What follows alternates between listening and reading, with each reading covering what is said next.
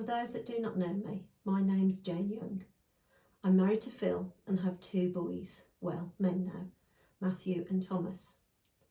I was asked to give this week's Wednesday's word, and I immediately knew what I wanted to share with you all: trust. The dictionary definition of the word trust is the firm belief in the reliability, truth, or ability of someone or something. As this is a Wednesday's word talk, you won't be too surprised to learn that in my case, that someone or something is God. As some of you may know, in 2016, I was diagnosed with melanoma, and after 2 successful operations, was told in 2017 that I was cancer-free. Throughout this time, I was trusted in my consultant and surgeon to sort out the problem, and entrusted in God to help me through on a personal level. However, in January 2020, after a routine scan, my worst nightmare was realised, as I was told that the melanoma had returned, but this time within my lungs. The consultant was blunt: inoperable, non-curable, but treatable. The news was devastating, and as I stood looking at Phil, I cried inside, "What's happening here, Lord? Where are you?" His answer came a few days later, when, having told family and friends, I received a card with the following verse, Psalm 56, 3-4. "When I am afraid, I put my trust in you. In God whose word I praise. In God I trust. I shall not be afraid what flesh can do to me." So in February 2020, I began my treatment, immunotherapy. Initially 2 doses every 3 weeks. Having been warned with 2 A4 sides of possible side effects, my only wobbles were tiredness and dry skin. "Thank you, Lord," I prayed, and I felt that he was walking beside me when I turned up at New Cross Hospital for each of my treatments, keeping me calm and giving me a sense of peace. I can cope with this, I thought. Then things changed dramatically. I caught COVID a month later. My health deteriorated rapidly, and I was admitted to hospital and placed on a high level of oxygen with large doses of antibiotics and antiviral medication.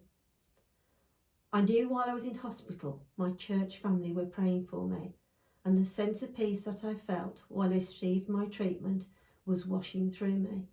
Peace that was also felt by my family, who were having to deal with the situation at home as visiting wasn't allowed.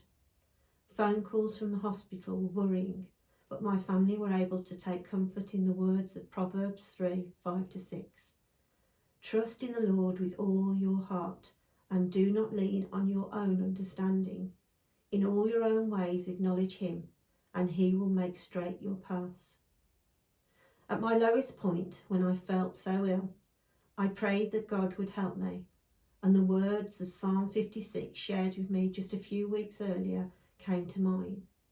"When I am afraid," and boy was I afraid, "I put my trust in him." The next day my nurse was amazed that I was starting to show some recovery. "That will be the prayer," I replied, not sure if that was the answer she was expecting. Later, when I was feeling better, I was able to chat to the same nurse and talk about why I'd given her the answer I did. Once I was out of hospital, I was made fully aware of how many people had been supporting both myself and my family through prayer, and how they had trusted in our caring and loving God to help us. Support also came from the people within my small group, both spiritually and practically, and I would like to thank them for their continued support. As an aside, I'd rejoined a small group during the pandemic, so my interaction with their members had been most exclusively via Zoom, yet this was one of the real positives to come out of the period. So I'd encourage you all to consider signing up if you aren't yet a member. I'm confident that being part of a loving, small fellowship of Christians can only help to develop our faith and protect our mental well-being. Trust is difficult for some people to experience. We live in a world where the meaning of trust has been devalued. Do we believe a Trustpilot score? Can we trust our politicians to have our best interests at heart? Should we trust the email that says we've missed a delivery and follow the link? It's hardly surprising that many people are unwilling to put their trust in anything except perhaps their own strengths and abilities. But God is not like that. From the very beginning of time, He has been completely trustworthy. He does not seek our trust because of ulterior motives. Why should He? He's God. And He always has our best interests at heart. Having said that, all of this, I'm only too aware that it isn't always easy to trust in God. As Psalm 27:14 reminds us, sometimes God's timing isn't always what we'd like it to be, and we have to wait on Him. I would dearly have liked to have been told after my latest scan that the melanomas within my lungs had begun to shrink, but they haven't. However, they are stable. The cancer hasn't spread, and I'm feeling extremely well. Trusting God is not about ignoring our feelings or reality. It's not pretending that everything is okay when it isn't. Life is not predictable. I know that from first-hand experience. There will be ups and downs along the way.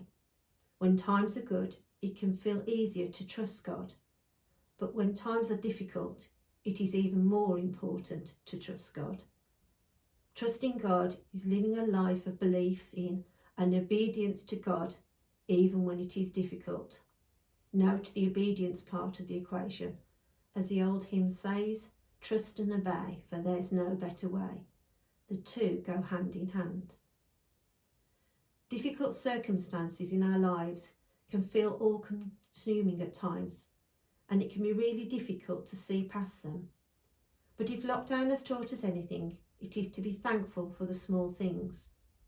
The birdsong when fewer cars were on the road, the changing seasons, a phone call from a friend, just having time to sit and think. God's grace is in all things, but if we find it hard to see this, then perhaps we can cast our minds back and remember times when we can clearly see how God has worked in our lives, how He has demonstrated His faithfulness. By recalling those times and events, by reliving God's faithfulness to us, it can help us to trust Him in the here and now when our personal circumstances might be difficult.